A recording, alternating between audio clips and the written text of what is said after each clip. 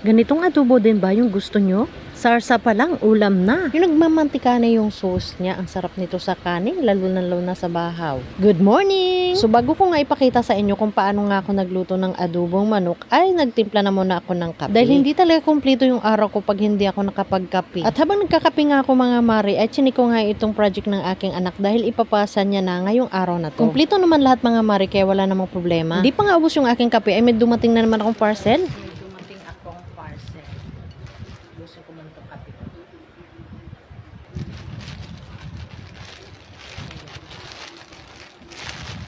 In-order ko sa shop. Wow! Sobrang ganda nito.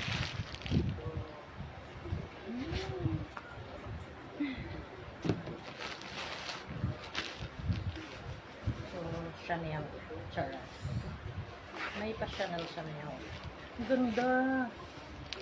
Wow, ganda niya guys. Paborito ko. Isukat ko. Yan, sinukat ko na siya. Then ito. So, nag-add ako ng 1 size 7 ako, pero nag-add ako ng 1 size so 8 in order ko. Kasyang-kasya lang talaga. Chanel.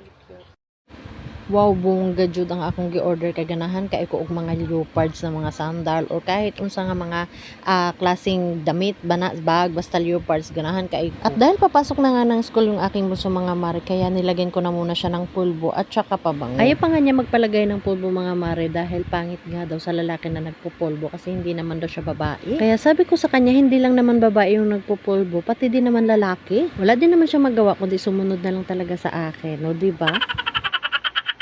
Pagkaalis nga nila mga mare, ay niluto ko na nga itong adobo. Habang nagkakape pala ako dyan, ay inutusan ko na nga itong aking dalaga na i-marinate niya na yung manok. Nakalimutan niya pang ang lagyan ng luya mga mare, kaya una kong ginawa ay ginisa ko na nga ito sa luya. Tapos naghiwa-hiwa na rin pala ako dyan ng patatas. At nung medyo malambot na nga itong manok, ay inilagay ko na nga itong patatas. Pag ako kasi mag-adobo mga mare, lalong-lalo na manok, ay naglalagay talaga ako ng patatas. At habang naghihintay nga ako bago maluto itong aking adobong manok mga mare, ang ginawa ko ay gumawa na muna ako ng yelo. Kasi sayang din naman yung oras ko, kaya habang naghihintay ako na maluto itong manok, gumawa na muna ako ng yelo. Ganun kasi talaga ako mga mare, kasi pag ako gumawa, gusto ko talaga tuloy-tuloy. Kasi kapag nakapag-umpisa na ako ng upo niyan, o kaya nakaumpisa ako ng higahin ako, naabot talaga ako ng anong oras o ilang oras bago ako bumangon. Tapos iniwanan ko nga muna itong paggawa ko ng yelo dahil chinik ko na muna itong aking niluluto. At nung tinikman ko nga ito mga mare, kulang siya sa alat, kulang siya sa asukal, at kulang din siya sa maasim. Kaya ang ginawa ko nga mga mare ay naglagay ako ng kunting tuyo, tapos naglagay na rin pala ako ng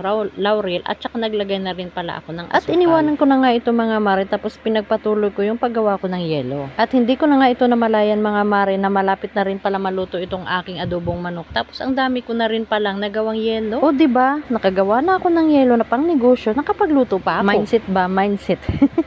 So, 'di ba? Ganun yung sinasabi kong madiskarte. Tapos sa pinakagusto ko talagang adobo mga mare ay yung ganitong luto, yung parang nagmamantika na yung sauce niya. O 'di ba? Mapapadami ka na naman ng kain nito, kaya hanggang dito na lang. Bye guys, thank you for watching. See you for my next vlog. Tara, kain tayo.